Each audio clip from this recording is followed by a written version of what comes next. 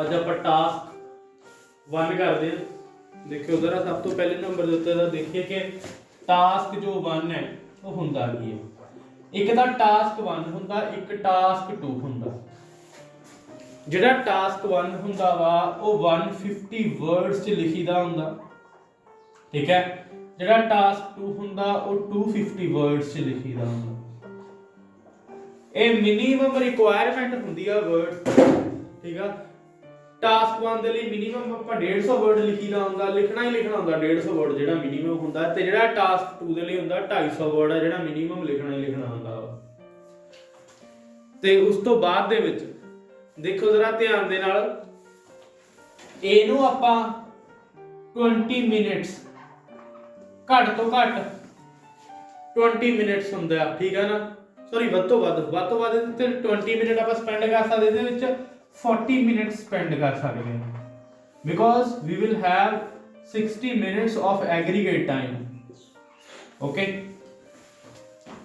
it generally depend on you that you are spending 15 minutes on this and 40 minutes on this and 5 minutes on proofreading of both task 1 and task 2.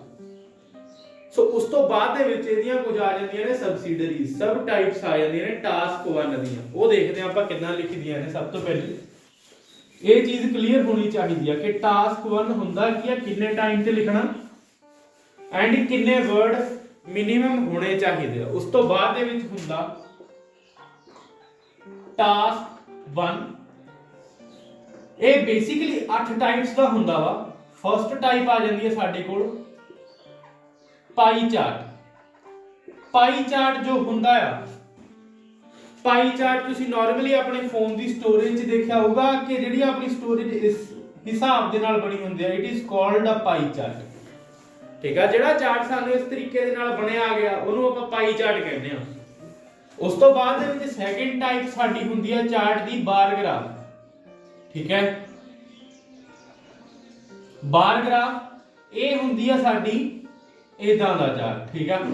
ਤੇ like ਇਦਾਂ ਦੇ ਜੋ ਵੀ ਸਾਡੇ ਕੋਲ ਹੈ ਨਾ chart ਦੇ ਵਿੱਚ, ਇਦਾਂ ਦੇ ਵਿੱਚ ਕੋਈ ਵੀ ਸਾਡੇ ਕੋਲ ਐਟਰੀਬਿਊਸ਼ਨ ਦਿੱਤੀ ਹੁੰਦੀ ਹੈ, ਕੋਈ ਕੈਲਕੂਲੇਸ਼ਨ ਦਿੱਤੀ ਹੁੰਦੀ ਹੈ ਕਿਸੇ ਵੀ ਈਅਰ ਦੀ ਪਰਸੈਂਟੇਜ ਦੀ, ਹੈ ਨਾ। ਸੋ ਸਾਡਾ ਬਾਰ ਗ੍ਰਾਫ ਹੁੰਦਾ ਹੈ, ਬੇਸਿਕਲੀ ਬੰਦੇ ਨੇ 10ਵੀਂ ਤੱਕ ਕੀਤਾ ਹੁੰਦਾ। ਐਂਡ ਉਸ ਤੋਂ ਬਾਅਦ ਦੇ ਵਿੱਚ ਆ ਜਾਂਦਾ ਲਾਈਨ ਗ੍ਰਾਫ। ਇਹ ਅਪਰੋਕਸੀਮੇਟਲੀ ਸੇਮ ਬਾਰ ਗ੍ਰਾਫ ਦਾ ਹੀ ਹੁੰਦਾ ਵਾ, ਇਹਦੇ ਉੱਤੇ ਬਸ ਬਾਰਸ ਨਹੀਂ ਬਣਾਈਆਂ ਹੁੰਦੀਆਂ, ਲਾਈਨਸ ਬਣਾਈਆਂ ਹੁੰਦੀਆਂ, ਠੀਕ ਆ। ਲਾਈਨ ਗ੍ਰਾਫ ਤੋਂ ਬਾਅਦ ਦੇ ਵਿੱਚ ਸਾਡੇ ਕੋਲ ਆ ਜਾਂਦਾ ਚੌਥੀ ਟਾਈਪ ਮੈਪ, ਠੀਕ ਹੈ। ਹੁਣ ਮੈਪ ਦੇ ਵਿੱਚ ਹੁੰਦਾ ਕੀ ਆ, ਇਹਦੇ ਵਿੱਚ ਸਾਨੂੰ ਕਿਸੇ ਸਿਟੀ ਦਾ ਮੈਪ ਹੁੰਦਾ ਕਿ ਜੀ ਆਹ ਇੱਕ ਮੈਪ ਆ, ਇਹਦੇ ਇਸ ਪਾਸੇ ਹੈਗਾ ਸਕੂਲ, ਇਸ ਪਾਸੇ ਹੈਗੀ ਪਾਰਕ, ਹਨਾ, ਤੇ ਇਧਰ ਰੋਡ ਆ ਜਿਹੜਾ ਇਹਨੂੰ ਪਾਰਕ ਨੂੰ ਸਕੂਲ ਦੇ ਨਾਲ ਜੋੜਦਾ। ਇਧਰਲੀ ਸਾਈਡ ਉੱਤੇ ਫੋਰੈਸਟ ਏਰੀਆ, ਇਧਰਲੀ ਸਾਈਡ ਉੱਤੇ ਕੋਈ ਬਿਲਡਿੰਗ ਹੈ, ਠੀਕ ਹੈ। ਸੋ ਇਸ ਤਰੀਕੇ ਦਾ ਸਾਡੇ ਕੋਲ ਮੈਪ ਆ ਜਾਂਦਾ ਹੈ।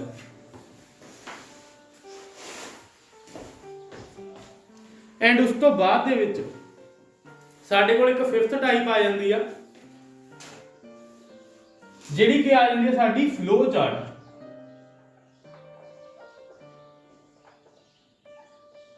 ਠੀਕ ਹੈ। ਫਲੋ ਚਾਰਟ ਦੇ ਵਿੱਚ ਹੁੰਦਾ ਕੀ ਆ, ਫਲੋ ਚਾਰਟ ਬੇਸਿਕਲੀ ਇੱਕ ਪ੍ਰੋਸੈਸ ਹੁੰਦਾ।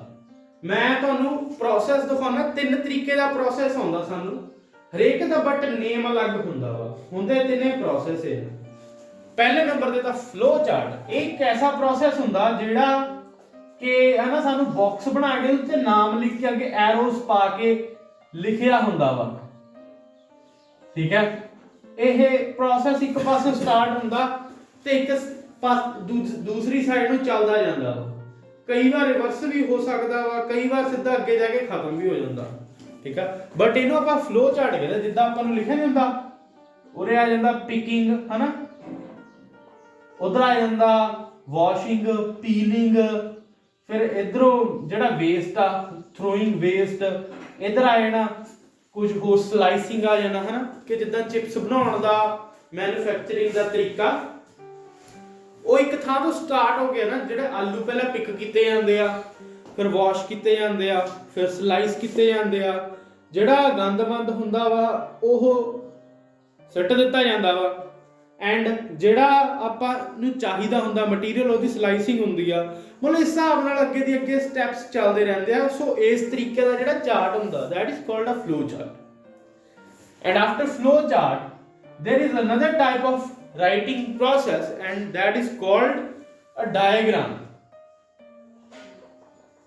Okay, so in diagram there will be a diagram basically like generation of electricity ਦੀ ਤੁਸੀਂ diagram ਦੇਖੀ ਹੋ ਸਕਦੀ ਆ ਕਿ ਇੱਕ ਡੈਮ ਹੁੰਦਾ ਜੀ, ਉਹ ਜੋ ਪਾਣੀ ਫਲੋ ਕਰਦਾ, ਇੱਧਰ ਟਰਬਾਈਨ ਲੱਗੀ ਹੁੰਦੀ ਆ ਜਿਹੜੀ ਕਿ ਬਿਜਲੀ ਪ੍ਰੋਡਿਊਸ ਕਰਦੀ ਆ, ਜੀ ਜੋ ਵਾਇਰਸ ਜਾਂਦੀਆਂ ਨੇ ਆਪਣੇ ਟਾਵਰ ਦੇ ਉੱਤੇ, ਹੈ ਨਾ, ਟਾਵਰ ਦੇ ਉੱਤੋਂ ਵਾਇਰਸ ਨੂੰ ਕੀਤਾ ਜਾਂਦਾ ਆਪਣੇ ਘਰਾਂ ਦੇ ਉੱਪਰ ਭੇਜ ਦਿੱਤਾ ਜਾਂਦਾ, ਠੀਕ ਹੈ ਨਾ, ਜਾਂ ਇੰਡਸਟਰੀਅਲ ਏਰੀਆ ਦੇ ਉੱਤੇ ਭੇਜ ਦਿੱਤਾ ਜਾਂਦਾ। ਇਸ ਹਿਸਾਬ ਦੇ ਨਾਲ ਜਿਹੜੀਆਂ ਡਾਇਗਰਾਮਸ ਬਣਾ ਕੇ ਸਾਨੂੰ ਸ਼ੋਅ ਕੀਤਾ ਜਾਂਦਾ ਦੈਟ ਇਜ਼ ਕਾਲਡ ਡਾਇਗਰਾਮ।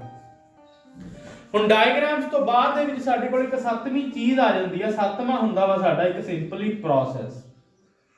ਠੀਕ ਹੈ, ਪ੍ਰੋਸੈਸ ਤੁਸੀਂ ਪ੍ਰੋਸੈਸ ਦੇ ਵਿੱਚ ਆ ਜਾਂਦਾ ਜਿੱਦਾਂ ਲਾਈਫ ਸਾਈਕਲ ਹੋ ਗਿਆ ਨਾ, ਕਿ ਪਹਿਲੇ ਅੰਡਾ ਜੀ, ਅੰਡੇ ਤੋਂ ਬਾਅਦ ਦੇ ਵਿੱਚ ਅੰਡਾ ਬ੍ਰੇਕ ਹੋਇਆ ਜਾਂ ਕਾਫੀ ਥੋੜੇ ਦਿਨ ਲੱਗੇ, ਉਸ ਤੋਂ ਬਾਅਦ ਚ ਹਨਾ ਉਰੇ ਜਾ ਕੇ ਬ੍ਰੇਕ ਹੋ ਗਿਆ, ਉਰੇ ਤੋਂ ਇੱਕ ਚੂਚਾ ਬਣ ਗਿਆ, ਉਸ ਤੋਂ ਬਾਅਦ ਦੇ ਵਿੱਚ ਇੱਕ ਛੋਟਾ ਹਨਾ ਮੁਰਗੀ ਜੀ ਬਣ ਗਈ, ਉਸ ਤੋਂ ਬਾਅਦ ਦੇ ਵਿੱਚ ਉਹਨੇ ਫਿਰ ਅੰਡਾ ਦਿੱਤਾ।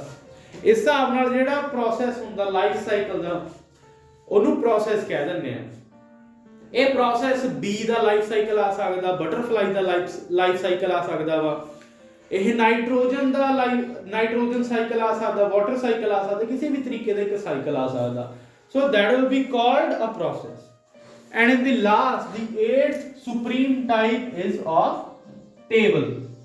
Endly ਜੋ ਸਾਡੇ ਕੋਲ ਟਾਈਪ ਹੁੰਦੀ ਆ that is a table. ਠੀਕ ਆ, ਜਿੱਦਾਂ ਟੇਬਲ ਹੁੰਦਾ ਸਾਡੇ ਕੋਲ ਇਸ ਹਿਸਾਬ ਦੇ ਨਾਲ ਬਣਿਆ ਹੁੰਦਾ। ਠੀਕ ਆ, ਇਸ ਹਿਸਾਬ ਦਾ ਜੋ ਹੋਊਗਾ ਸਾਡੇ ਕੋਲ ਟੇਬਲ ਹੋਊਗਾ। ਤੁਸੀਂ MS ਆਫਿਸ ਵਗੈਰਾ ਦੇ ਵਿੱਚ ਦੇਖਿਆ ਹੋਊਗਾ ਟੇਬਲ ਲਿਖਿਆ ਹੋਇਆ ਕਿ ਉੱਪਰਲੀ ਸਾਈਡ ਤੇ ਕੈਟਾਗਰੀਜ਼ ਲਿਖੀਆਂ ਹੁੰਦੀਆਂ ਨੇ, ਇੱਧਰਲੀ ਸਾਈਡ ਦੇ ਉੱਤੇ ਕੋਈ ਬੰਦੇ ਲਿਖੇ ਹੋ ਸਕਦੇ ਨੇ, ਜਾਂ ਇੱਧਰਲੀ ਸਾਈਡ ਉੱਤੇ ਕੋਈ ਸਿਟੀ ਹੋ ਸਕਦੀ ਆ, ਕੋਈ ਦੇਸ਼ ਹੋ ਸਕਦਾ, ਤੇ ਅੰਦਰਲੀ ਸਾਈਡ ਤੇ ਪਰਸੈਂਟੇਜ ਜਾਂ ਕੋਈ ਵੀ ਨੰਬਰਿੰਗ ਵਗੈਰਾ ਲਿਖੀ ਹੁੰਦੀ ਆ ਕਿ ਇਸ ਪਾਰਟਿਕੂਲਰ ਬੰਦੇ ਨੇ ਇਸ ਪਾਰਟਿਕੂਲਰ ਈਅਰ ਦੇ ਵਿੱਚ ਇਸ ਪਾਰਟਿਕੂਲਰ ਚੀਜ਼ ਦੇ ਵਿੱਚ ਇੰਨੇ ਪਰਸੈਂਟ ਸੀਗੀ ਜਿਹੜੀ ਕੰਜ਼ੰਪਸ਼ਨ ਕੀਤੀ, ਸਪੈਂਡਿੰਗ ਕੀਤੀ ਵਗੈਰਾ ਵਗੈਰਾ। ਸੋ ਆ ਸਾਰੀਆਂ ਦੀਆਂ ਸਾਰੀਆਂ ਟਾਈਪਸ ਹੁੰਦੀਆਂ ਨੇ ਟਾਸਕ 1 ਦੀਆਂ। ਠੀਕ ਹੈ, pie chart, bar graph, line graph, map, flow chart, diagram, process and table. ਠੀਕ ਹੈ ਜੀ।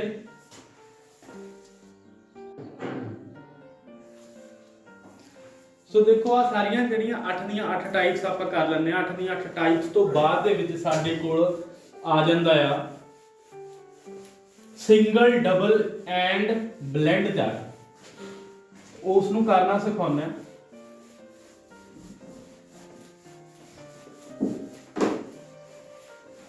ਪਹਿਲੇ ਤੇ ਆਪਾਂ ਦੇਖਦੇ ਹਾਂ ਕਿ ਸਿੰਗਲ ਟਾਸਕ ਕਿਹੜਾ ਹੁੰਦਾ। ਸਿੰਗਲ ਟਾਸਕ 1 ਕੀ ਹੁੰਦਾ ਆ।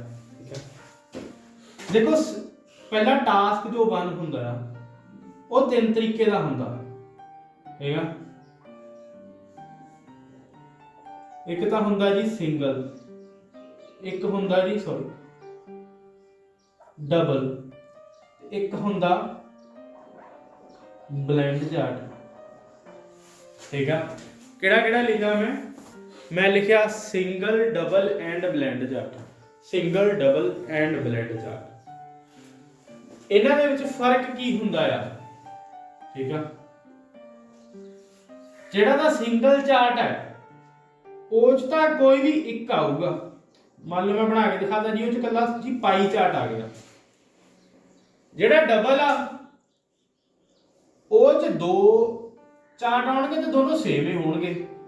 2 ਤੋਂ ਵੱਧ ਵੀ ਆ ਸਕਦੇ ਆ, 2 ਜਾਂ 2 ਤੋਂ ਵੱਧ ਚਾਰਟ ਆਉਣਗੇ, ਬਟ ਸਾਰੇ ਚਾਰਟ ਸੇਮ ਹੋਣਗੇ। ਜਾਂ ਤਾਂ ਸਾਰੇ ਟੇਬਲ ਹੀ ਹੋਣਗੇ, ਸਾਰੇ ਮੈਪ ਹੀ ਹੋਣਗੇ, ਜਾਂ ਸਾਰੇ ਪਾਈ ਚਾਰਟ ਜਾਂ ਸਾਰੇ ਲਾਈਨ, ਜਿਹੜਾ ਵੀ ਚਾਰਟ ਆ ਰਿਹਾ ਸਾਰੇ ਸੇਮ ਹੀ ਹੋਣਗੇ।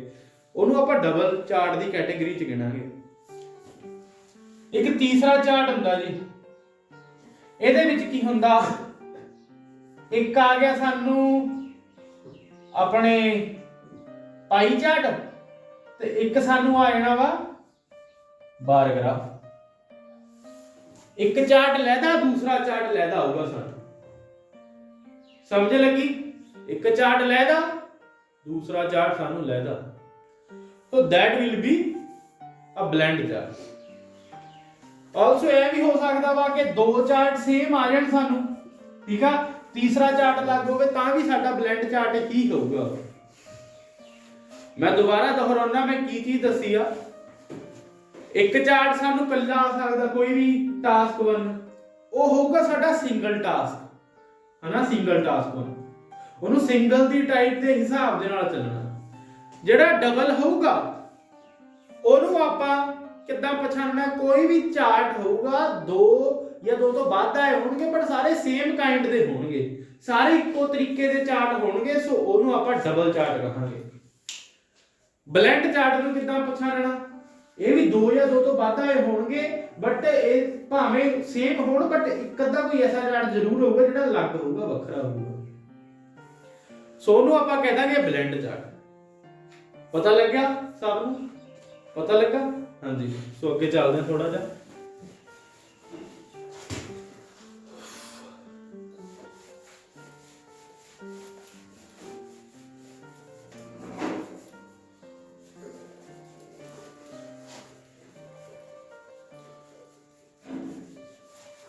ਹਾਂਜੀ ਸੋ ਇਸ ਤੋਂ ਬਾਅਦ ਦੇ ਵਿੱਚ ਹੁਣ ਆਪਾਂ ਇੰਟਰੋਡਕਸ਼ਨ ਦੇਖੀਏ ਜਰਾ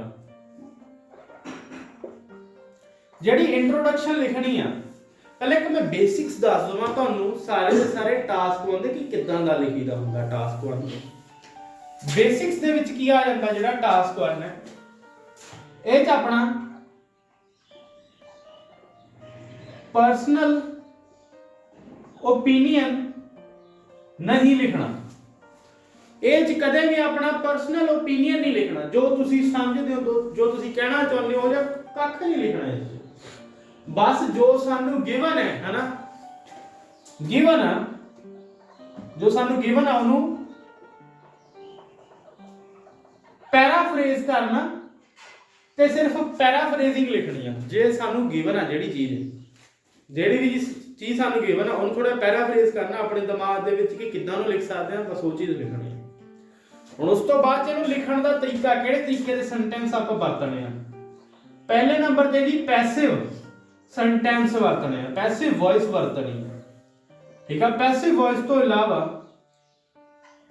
ਕੰਪਲੈਕਸ ਸੈਂਟੈਂਸਸ ਵਰਤਣੇ ਜਿੰਨੇ ਹੋ ਸਕਦਾ ਜ਼ਿਆਦਾ ਤੋਂ ਜ਼ਿਆਦਾ ਇੱਕ ਟਿਪ ਦੇ ਦਿੰਦਾ कि की करो कंपलैक्स सेंटेंस वरतन दे लई लाइन्स घट तो घट बनाओ लाइन घट तो घट बनाउण दा मेरा मोटिव ऐ नहीं है कि एक लाइन च सारा निबेड़ दो कि जब तुहानू तुहाडी लाइन खत्म हुंदी दिखदी आ है ना उस तो बाद दे विच while whilst whereas है ना however ਇਹ जे वर्ड लगा के कनेक्टर्स लगा के अगली गल नू कर दो ਤੇ ਤੁਹਾਡੀ ਇੱਕ ਲਾਈਨ ਖਤਮ ਨਹੀਂ ਉਹ ਲੰਬੀ ਚੱਲੀ ਜਾਊਗੀ ਤੇ ਪੂਰੀ ਦਾ ਪੂਰਾ ਕੰਪੈਰੀਜ਼ਨ ਇੱਕ ਲਾਈਨ ਦੇ ਵਿੱਚ ਆ ਜਾਊਗਾ ਉਹਦੇ ਨਾਲ ਹੋਊਗਾ ਕਿ ਇੱਕੋ ਲਾਈਨ ਦੇ ਵਿੱਚ ਬੰਦਾ ਇੱਕੋ ਪੱਖ ਦੇ ਕਾਫੀ ਸਾਰੇ ਐਸਪੈਕਟਸ ਦੇਖ ਸਕੂਗਾ ਤੇ ਤੁਹਾਡਾ ਕੰਪਲੈਕਸ ਸੈਂਟੈਂਸ ਆਰਾਮ ਦੇ ਨਾਲ ਬਣ ਜਾਊਗਾ ਠੀਕ ਹੈ ਕੰਪਲੈਕਸ ਸੈਂਟੈਂਸ ਚਾਹੀਦੇ ਨੇ ਪੈਸਿਵ ਵੌਇਸ ਚਾਹੀਦੀ ਆ ਤੇ ਉਸ ਤੋਂ ਬਾਅਦ ਦੇ ਵਿੱਚ ਇਹਦੇ ਵਿੱਚ ਕੀ ਹੁੰਦਾ ਵਾ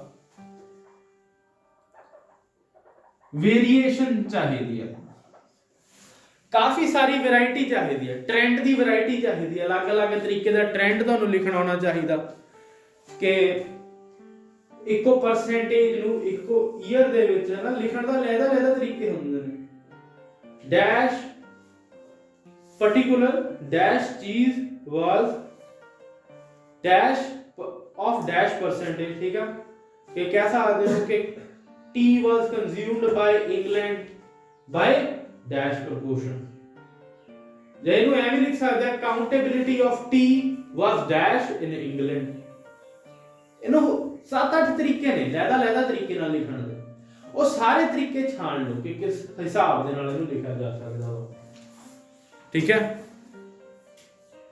ਸੋ ਜਿੱਦਾਂ ਹੁਣ ਵੇਰੀਏਸ਼ਨ ਸਾਨੂੰ ਚਾਹੀਦੀ ਆ ਪੈਸਿਵ ਸੈਂਟੈਂਸ ਲਿਖਣੇ ਹੋਣੇ ਚਾਹੀਦੇ ਹੁਣ ਪੈਸਿਵ ਸੈਂਟੈਂਸ ਕਿੱਦਾਂ ਲਿਖੇ ਜਾਣ ਜੀ पैसिव सेंटेंस दे लिए मैं सिंपली चीज दसदा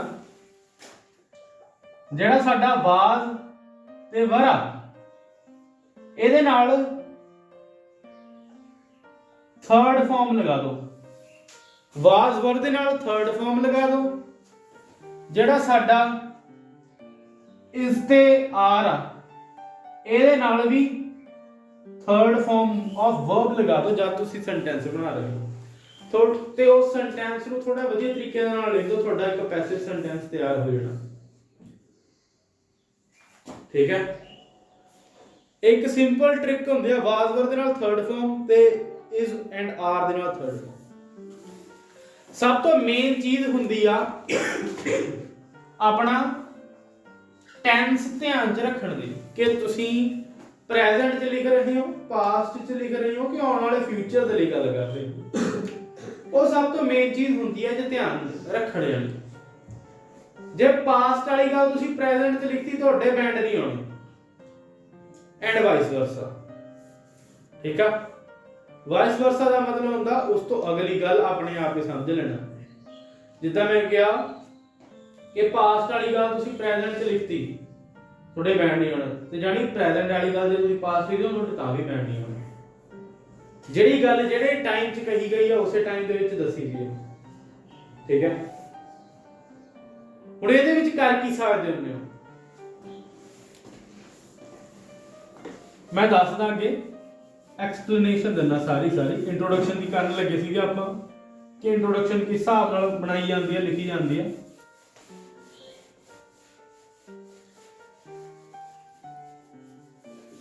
ਦੇਖੋ ਜ਼ਰਾ ਧਿਆਨ ਨਾਲ, ਜਿਹੜੀ ਇੰਟਰੋਡਕਸ਼ਨ ਹੈ ਨਾ, ਹੁਣ ਇੰਟਰੋਡਕਸ਼ਨ ਪੈਸਿਵ ਫਾਰਮ 'ਚ ਲਿਖਣੀ ਹੈ ਤਾਂ ਦੇਖੋ ਕਿੱਦਾਂ ਦੀ ਲਿਖੀ ਜਾਂਦੀ ਆ।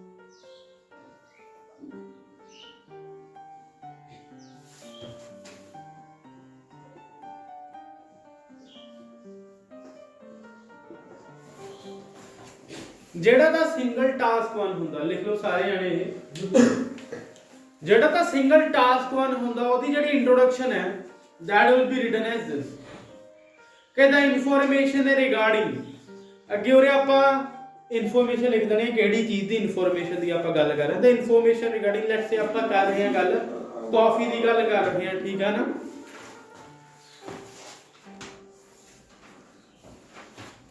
देखो लिख लिया सबने, the information regarding dash comma is depicted by dash chart, the data has been calibrated in dash। ਹੁਣ ਇਹਦਾ ਮਤਲਬ ਦੱਸਦਾ ਮੈਂ ਕੀ ਬਣਿਆ।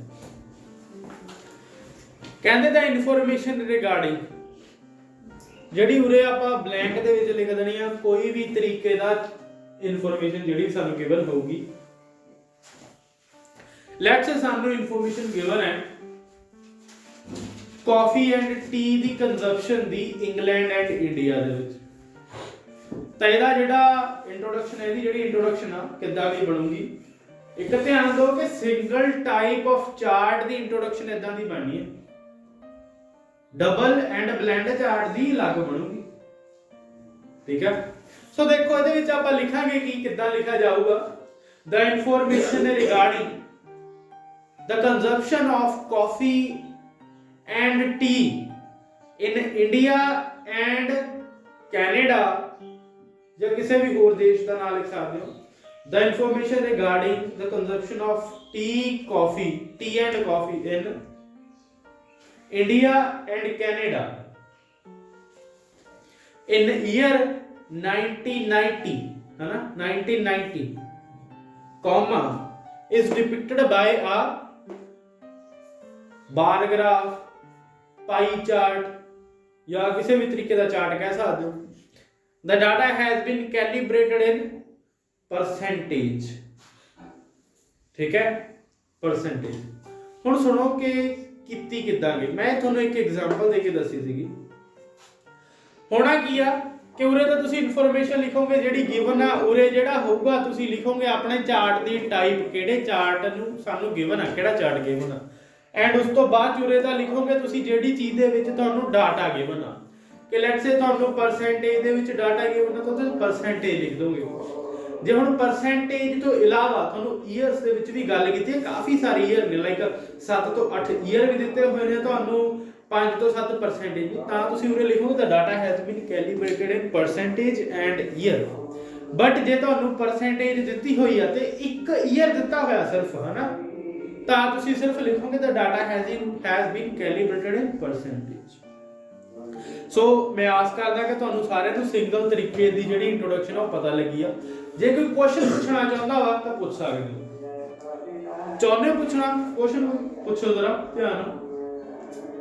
ਓਕੇ, ਸੋ ਹੁਣ ਇਸ ਤੋਂ ਬਾਅਦ ਦੇ ਵਿੱਚ ਆਪਾਂ ਕਰਦੇ ਹਾਂ ਕਿ ਡਬਲ ਟਾਈਪ ਕਿੱਦਾਂ ਲਿਖੀ ਦੀ ਆ। ਡਬਲ ਟਾਈਪ ਅਪਰੋਕਸੀਮੇਟਲੀ ਸੇਮ ਹੁੰਦੀ ਆ, ਬਟ ਥੋੜਾ ਜਿਹਾ ਵਿੱਚ ਫਰਕ ਹੁੰਦਾ ਵਾ। देखो पहले नंबर देता डबल चार्ट दे विच सानू पता की चीज होनी आ, डबल चार्ट दे विच दो चार्ट होणगे, सो इन्फॉर्मेशनस भी अलग अलग होणगी। एक चार्ट दे विच हो सकदा कि चीज दी कंजप्शन आई होवे, दूसरे चार्ट दे विच प्रोडक्शन भी हो सकदी है। Production and consumption both are different. Production हुंदा चीज बनाउणा, कंजप्शन हुंदा चीज ग्रहण करना। हो सकदा चाह तो कॉफी लैके चलते आप, टी एंड कॉफी लैके चलते। हो सकता कि जिहड़ा एक अपना चार्ट आ, है ना, मान लो अपने कोल एक चार्ट है वो बार ग्राफ, ਉਹਦੇ ਵਿੱਚ ਆਪਾਂ ਨੂੰ ਆਇਆ ਹੋਇਆ ਵਾ ਕਿ ਟੀ ਐਂਡ ਕਾਫੀ ਕਿੱਥੇ ਸਭ ਤੋਂ ਵੱਧ ਪ੍ਰੋਡਿਊਸ ਹੁੰਦੀ ਆ।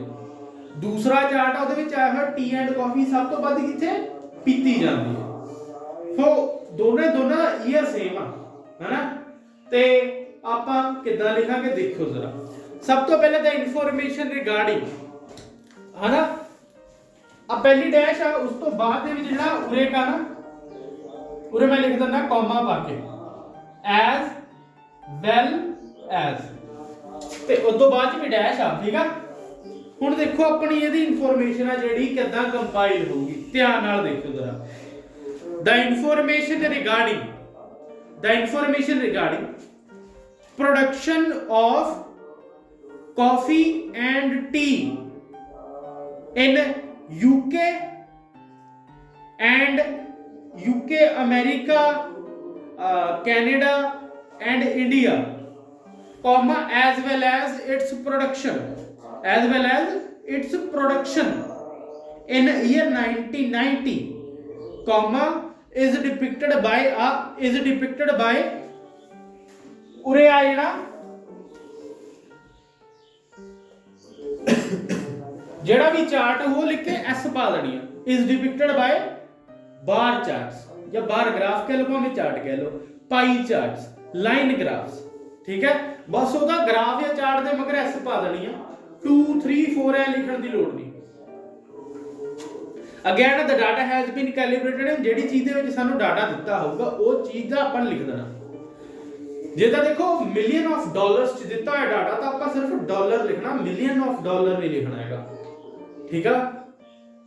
कोई भी चीज दी हमेशा यूनिट लिखी दी है, ਉਹਦੇ ਨਾਲ ਦੀ ਆਪਾਂ ਕੈਲੀਬ੍ਰੇਸ਼ਨ ਨਹੀਂ ਲਿਖੀ ਦੀ ਹੁੰਦੀ ਕਿ ਵੀ ਕਿੰਨੀ ਕੁ ਜ਼ਿਆਦਾ ਨਾ, ਕਿੰਨੀ ਕੁ ਅਮਾਉਂਟ ਦੇ ਵਿੱਚ ਸਾਨੂੰ ਦਿੱਤਾ ਹੋਇਆ ਉਹ ਨਹੀਂ ਲਿਖੀਦਾ। ਆਪਾਂ ਚੀਜ਼ ਲਿਖੀ ਦੀ ਹੈ ਕਿ ਕਿਹੜੀ ਚੀਜ਼ ਦੇ ਵਿੱਚ ਦਿੱਤਾ ਹੋਇਆ, ਡਾਲਰਾਂ 'ਚ ਦਿੱਤਾ ਜਾਂ ਡਾਲਰਸ ਲਿਖ ਦੇਣਾ, ਯੂਰੋ ਪਾਉਂਡ ਜਿਹੜੀ ਚੀਜ਼ 'ਚ ਦਿੱਤਾ ਲਿਖ ਦੇਣਾ, ਕਦੇ ਮਿਲੀਅਨ ਡਾਲਰ, $1000 ਐ ਨਹੀਂ ਲਿਖਣਾ ਹੈਗਾ, ਠੀਕ ਹੈ। ਉਸ ਤੋਂ ਬਾਅਦ ਦੇ ਵਿੱਚ ਕੀ ਗੱਲ ਕਰਨੀ ਆ, ਮੈਂ ਤੁਹਾਨੂੰ ਦੁਬਾਰਾ ਤੋਂ ਸਾਰੀ ਗੱਲ ਕਰਕੇ ਦਿਖਾਉਣਾ ਕਿ ਆਪਾਂ ਕਿੱਦਾਂ ਦੀ ਐਗਜ਼ਾਮਪਲ ਕੀਤੀ ਆ। ਚੁੱਪ ਹੋ ਜਾਓ ਜਰਾ। The information regarding the production of tea and coffee in America, Canada, China and India as well as its production in same countries या in dash country in year dash, है ना, कोई भी in year 1990, comma is depicted by bar graphs is depicted by bar graphs. The data has been calibrated in percentage and years. ठीक है, इस तरीके ਦੇ ਨਾਲ ਆਪਾਂ ਆਪਣੀ ਇੱਕ ਜਿਹੜਾ ਡਬਲ ਦਾ ਲਿਖਦੇ ਹੁੰਦੇ ਆ। ਕੋਈ ਕੁਐਸਚਨ ਹੈਗਾ ਡਬਲ ਚ ਤਾਂ ਪੁੱਛ ਸਕਦੇ ਹੋ ਤੁਸੀਂ ਸਾਰੇ ਜਣੇ ਹੈ ਵਿੱਚ ਦੇ ਉਹਨੇ ਡਿਪਿਕਟਡ ਬਾਈ ਡਬਲ ਚਾਰਟ ਲਿਖ ਸਕਦੇ ਨਾ ਡਬਲ ਚਾਰਟ ਨਹੀਂ ਲਿਖਣਾ ਇਸ ਡਿਪਿਕਟਡ ਬਾਈ ਜਿਹੜਾ ਚਾਰਟ ਹੋਊਗਾ ਨਾ ਲਾਈਕ ਆਪਣੇ ਕੋਲ ਪਾਈ ਚਾਰਟ ਦੋਨੋਂ ਪਾਈ ਚਾਰਟ ਨੇ ਮੰਨ ਲਓ 4 ਪਾਈ ਚਾਰਟ ਨੇ 10 ਪਾਈ ਚਾਰਟ ਨੇ ਸਿਰਫ ਤੁਸੀਂ ਇਸ ਡਿਪਿਕਟਡ ਬਾਈ ਪਾਈ ਚਾਰਟਸ ਠੀਕ ਹੈ ਜਿਹੜੇ ਟਾਈਪ ਦਾ ਚਾਰਟ ਹੋਊਗਾ ਉਹ ਲਿਖ ਕੇ ਬਸ ਚਾਰਟਸ ਸੌਰੀ ਗ੍ਰਾਫਸ ਇਸ ਤਰੀਕੇ ਦੇ ਨਾਲ ਆਪਾਂ ਲਿਖ ਦੇਣਾ ਕੋਈ ਕੁਐਸਚਨ ਹੋਰ ਹੋਵੇ ਕਿਸੇ ਦਾ ਹਾਂਜੀ ਹੋਣਾ ਚਾਹੀਦਾ ਕੋਈ ਕੁਐਸਚਨ ਹੈਗਾ ਹਾਂਜੀ ਕੋਈ ਕੁਐਸਚਨ ਕੋਈ ਹੋਵੇ ਪੁੱਛ ਲਓ ਜ਼ਰਾ ਹਾਂਜੀ ਵੀਰੇ ਜੇ ਪ੍ਰੋਡਕਸ਼ਨ ਤੇ ਕੰਜ਼ੰਪਸ਼ਨ ਦੇ ਅਲੱਗ-ਅਲੱਗ ਈਅਰ ਦਿੱਤੇ ਹੋਣ ਹਾਂ ਸੁਣੋ ਉਹਦਾ ਕਿੱਦਾਂ ਕਰਨਾ ਆਹੀ ਕੁਐਸਚਨ ਮੈਂ ਚਾਹੁੰਦਾ ਸੀਗਾ ਕੋਈ ਪੁੱਛੋ ਕਿਸੇ ਨੇ ਪੁੱਛਿਆ ਨਹੀਂ ਦੇਖੋ ਜੇ ਆਪਣੀ ਪ੍ਰੋਡਕਸ਼ਨ ਐਂਡ ਕੰਜ਼ੰਪਸ਼ਨ ਦੇ ਲੈਦਾ ਈਅਰ ਹੁਣ ਪਹਿਲੇ ਨੰਬਰ ਦੇ ਉੱਤੇ ਤਾਂ ਮੈਂ ਪ੍ਰੋਡਕਸ਼ਨ ਐਂਡ ਕੰਜ਼ੰਪਸ਼ਨ ਆਪਣੇ ਹਿਸਾਬ ਦੇ ਨਾਲ ਤੁਹਾਨੂੰ ਸੌਖਾ ਲੱਗੇ ਤਾਂ ਕੀਤੇ ਉੱਥੇ ਹਮੇਸ਼ਾ ਪ੍ਰੋਡਕਸ਼ਨ ਐਂਡ ਕੰਜ਼ੰਪਸ਼ਨ ਨਹੀਂ ਹੁੰਦਾ ਉੱਥੇ ਹਮੇਸ਼ਾ ਅਲੱਗ-ਅਲੱਗ ਚੀਜ਼ ਆ ਸਕਦੀ ਆ ਕੋਈ ਆ ਸਕਦੀ ਆ ਇਹ ਚੀਜ਼ ਬਣੀ ਕਿੱਥੇ ਤੇ ਵਿਕੀ ਕਿੱਥੇ ਬਣੀ ਕਿੱਥੇ ਖਰਾਬ ਕਿੱਥੇ ਸਭ ਤੋਂ ਵੱਧ ਹੋਈ ਕਿੱਥੇ ਸਭ ਤੋਂ ਜ਼ਿਆਦਾ ਪਾਣੀ ਮਿਲਦਾ ਵਾ ਕਿਹੜਾ ਸਭ ਤੋਂ ਜ਼ਿਆਦਾ ਪਾਣੀ ਵੇਸਟ ਕਰਦਾ ਇਹ ਜੀਆਂ ਇਨਫੋਰਮੇਸ਼ਨਸ ਆਉਂਦੀਆਂ ਹੁੰਦੀਆਂ ਨੇ ਸਾਡੀਆਂ ਠੀਕ ਹੈ ਨਾ ਡਬਲ ਤੇ ਬਲੈਂਡ ਚਾਰਟ ਦੇ ਵਿੱਚ ਮੋਸਟਲੀ ਹੁਣ ਦੇਖੋ ਜੇ ਤਾਂ ਆਪਣੇ ਲੈਦਾ ਈਅਰ ਨੇ ਤਾਂ ਉਹਦਾ ਕਿੱਦਾਂ ਲਿਖਣਾ ਵਾ The information regarding the production of coffee and tea in America, Canada, China in year 1990 as well as its production in Afghanistan, Australia and Iraq in 2010, comma is depicted by pie charts. ठीक है ज्यादा ਆਪਾਂ information ਲਿਖਣੀ ਹੈ ਉਹਦੇ ਨਾਲ ਸਾਰੀ total information ਲਿਖ ਦੇਣੀ ਹੈ ਫਿਰ ਬਾ comma as well as ਫਿਰ ਨਵੀਂ ਇਨਫੋਰਮੇਸ਼ਨ ਲਿਖ ਦੇਣੀ ਹੈ ਫਿਰ comma is depicted by ਜਿਹੜਾ ਚਾਰਟ ਦਿੱਤਾ ਉਸ ਤੋਂ ਬਾਅਦ ਚ ਹੈ ਨਾ ਚਾਰਟ ਤੋਂ ਬਾਅਦ ਐਸ ਪਾ ਦੇਣੀ ਹੈ the data has been calibrated in ਤੁਸੀਂ ਦੇਖਣਾ ਕਿ ਪੂਰੇ ਦਾ ਪੂਰਾ ਡਾਟਾ ਕਿਹੜੀ ਚੀਜ਼ ਦੇ ਵਿੱਚ ਸਾਨੂੰ ਗਿਵਨ ਸਾਨੂੰ ਜੇ ਤਾਂ ਦੇਖੋ ਕੱਲੀ ਨੰਬਰਿੰਗ ਚ ਗਿਵਨ ਆ ਕਿ 147 ਬੰਦੇ ਹਨਾ 148 ਬੰਦੇ ਹਨਾ ਉਹਨੂੰ ਫਿਰ ਤੁਸੀਂ ਕਿੱਦਾਂ ਲਿਖੋਗੇ the data has been calibrated in counting या numbers ठीक है the data has been calibrated in numbers ਜਾਂ number of people ਕਹਿ ਸਕਦੇ ਹੋ number of people ਜੇ ਲੋਕਾਂ ਚ ਜੇ ਸਿੰਪਲੀ ਸਾਨੂੰ ਕਿਹਾ ਕਿ ਨਾ ਵੀ 148 ਕੱਪ ਪੀਤੇ ਜਾਂਦੇ ਨੇ 145 ਪੀਤੇ ਜਾਂਦੇ ਨੇ ਫਿਰ ਉਹ ਚੀਜ਼ ਦੇ ਵਿੱਚ ਆਪਾਂ ਕਿਹਦੇ ਵਿੱਚ ਲਿਖਾਂਗੇ the data has been calibrated in numbers simple ਜੇ ਨਾਲ ਲੋਕਾਂ ਦਾ ਵਾ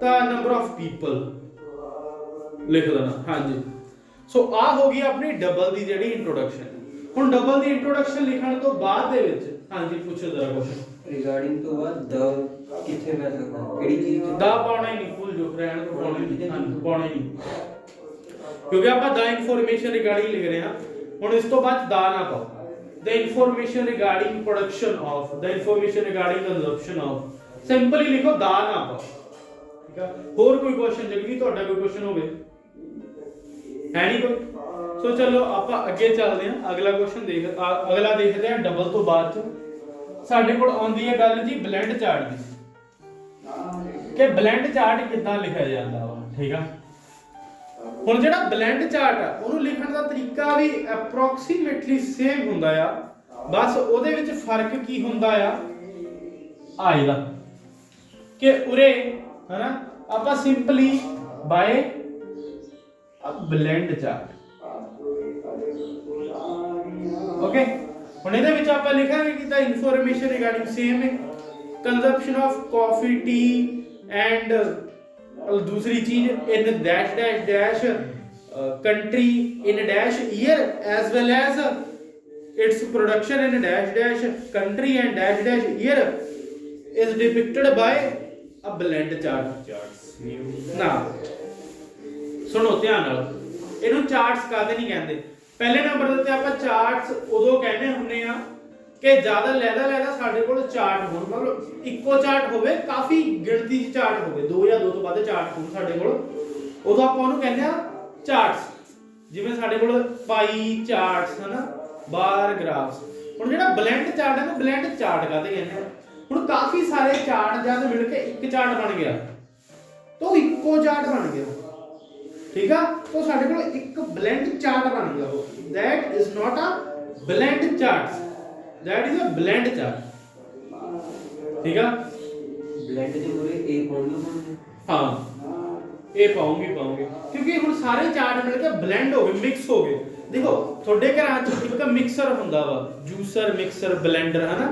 ਉਹਨੂੰ ਮਿਕਸਰ ਕਹਿ ਲਓ ਭਾਵੇਂ, ਉਹਨੂੰ ਭਾਵੇਂ ਬਲੈਂਡਰ ਕਹਿ ਲਓ। ਬਲੈਂਡ ਦਾ ਮਤਲਬ ਹੁੰਦਾ, ਬਲੈਂਡਰ ਦਾ ਮਤਲਬ ਮਿਕਸਰ, ਤੇ ਜਿਹੜਾ ਮਿਕਸਚਰ ਤੇ ਬਲੈਂਡ ਨੂੰ ਕਹਿੰਦੇ ਆਪਾਂ ਮਿਕਸ, ਠੀਕ ਆ। ਹੁਣ ਇਹਨੂੰ ਭਾਵੇਂ ਇਸ ਡਿਪਿਕਟਡ ਬਾਈ ਅ ਮਿਕਸ ਚਾਰਟ ਕਹਿ ਲਓ, ਭਾਵੇਂ ਬਲੈਂਡ ਚਾਰਟ ਕਹਿ ਲਓ। ਮਿਕਸ ਤਾਂ ਹੀ ਹੋਊਗਾ ਜਦ ਲਹਿਦਾ ਵਿੱਚ ਰਲੇ ਹੋਣਗੇ, ਜਾਂ ਸਾਰੇ ਲਹਿਦਾ ਵਿੱਚ ਰਲ ਕੇ ਇੱਕ ਚਾਰਟ ਬਣ ਗਿਆ, ਉਹਨੂੰ ਆਪਾਂ A ਚਾਰਟ ਕਹਾਂਗੇ, ਨਾਟ ਚਾਰਟਸ, ਸਿੰਗਲ ਚਾਰਟ, ਠੀਕ ਆ। ਸੇਮ ਹੀ ਹੁੰਦਾ ਲਗਭਗ, ਬਸ ਪੂਰੇ ਇੱਕ ਬਲੈਂਡ ਚਾਰਟ ਪੈ ਜਾਂਦਾ ਡਬਲ ਦੇ ਨਾਲ। ਬਾਕੀ ਇਨਫੋਰਮੇਸ਼ਨ ਨੂੰ ਰਿਪਰੈਜ਼ੈਂਟ ਕਰਨ ਦਾ ਤਰੀਕਾ ਸੇਮ ਹੁੰਦਾ, ਸਾਰੀਆਂ ਚੀਜ਼ਾਂ ਸੇਮ ਹੁੰਦੀਆਂ ਨੇ। ਕੈਲੀਬ੍ਰੇਟਡ ਵਗੈਰਾ ਕਰਨ ਦਾ ਤਰੀਕਾ ਸੇਮ ਹੁੰਦਾ ਵਾ, A to Z ਚੀਜ਼ ਸੇਮ ਹੁੰਦੀ ਹੈ। ਇੰਟਰੋਡਕਸ਼ਨ, ਹੁਣ ਇੰਟਰੋਡਕਸ਼ਨ ਦੇ ਵਿੱਚ ਕਿਸੇ ਨੂੰ ਕੋਈ ਦਿੱਕਤ ਹੋਵੇ, ਟਾਸਕ ਹੈ ਨਾ, ਟਾਸਕ 1 ਦੀ ਇੰਟਰੋਡਕਸ਼ਨ ਹੈ ਜਿਹੜੀ ਐਕੈਡੈਮਿਕ ਦੀ, ਚਾਹੇ ਕਿ ਹੋਵੇ ਤੁਹਾਡੀ ਸਿੰਗਲ ਦੀ, ਡਬਲ ਦੀ ਜਾਂ ਬਲੈਂਡ ਦੀ, ਕਿਸੇ ਵੀ ਤਰੀਕੇ ਦੀ ਕੋਈ ਵੀ ਕਮੀ ਪੇਸ਼ੀ ਹੈ ਤਾਂ ਮੈਨੂੰ ਦੱਸਿਓ ਜ਼ਰਾ। ਆਪਾਂ ਹੁਣੇ ਤੁਹਾਡੇ ਕੋਲ ਟਾਈਮ ਹੈਗਾ, ਆਪਾਂ ਕੁਐਸਚਨਸ ਦਾ ਹੱਲ ਕਰ ਸਕਦੇ ਹਾਂ। ਦੱਸਿਓ ਜ਼ਰਾ, ਹੈਗੀ ਕਿਸੇ ਕੋਲ ਕੋਈ? ਅੱਗੇ ਚੱਲ ਸਕਦੇ ਹਾਂ? ਹੈ ਕਿਸੇ ਕੋਲ ਕੋਈ ਕੁਐਸਚਨ? ਪੁੱਛੋ ਜ਼ਰਾ, ਪੁੱਛੋ। ਹੈ ਨਹੀਂ? ਸੋ ਚਲੋ ਅੱਗੇ ਚੱਲਦੇ ਹਾਂ। ਹੁਣ ਦੇਖੋ ਆਪਣੀ ਇੰਟਰੋਡਕਸ਼ਨ ਹੋ ਗਈ ਖਤਮ। ਹੁਣ ਆਪਾਂ ਇੰਟਰੋਡਕਸ਼ਨ ਖਤਮ ਕਰਨ ਤੋਂ ਬਾਅਦ ਦੇ ਵਿੱਚ ਆ ਗਏ ਹਾਂ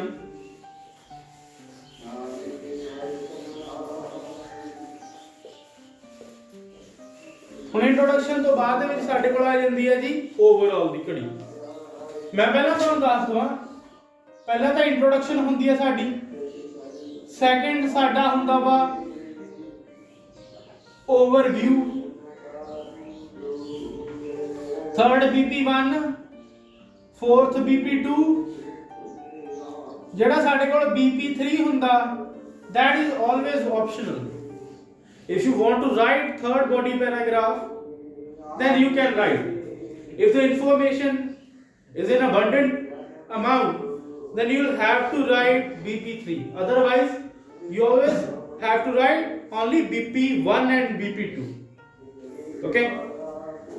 So ਹੁਣ ਦੇਖੋ ਜ਼ਰਾ ਧਿਆਨ ਨਾਲ, ਮੰਨ ਲਓ ਆਪਾਂ ਇੰਟਰੋਡਕਸ਼ਨ ਖਤਮ ਕਰ ਦਿੱਤੀ ਹੈ, ਤਿੰਨੇ ਤਰੀਕੇ ਦੀ, ਲਹਿਦਾ ਤਰੀਕੇ ਦੇ chart. After completing the introduction, now it's the time to write the overall. It is a step which you all know as result, ठीक है, overall and conclusion.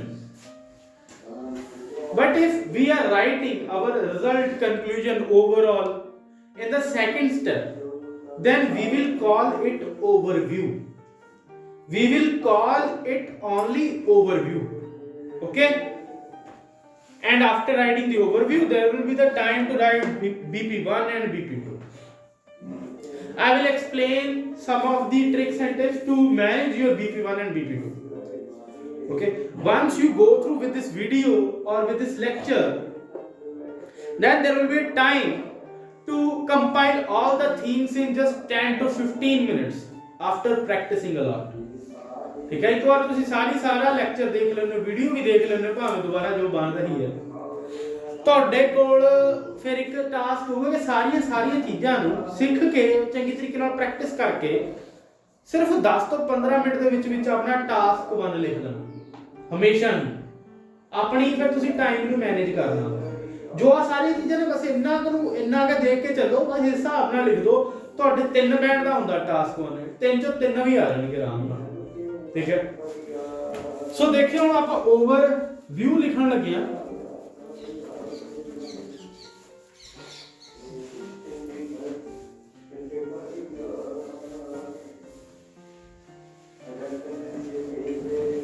ਹਾਂਜੀ, ਓਵਰਵਿਊ ਲਿਖਣ ਦਾ ਕੀ ਤਰੀਕਾ ਹੁੰਦਾ? In an overview, it is vivid from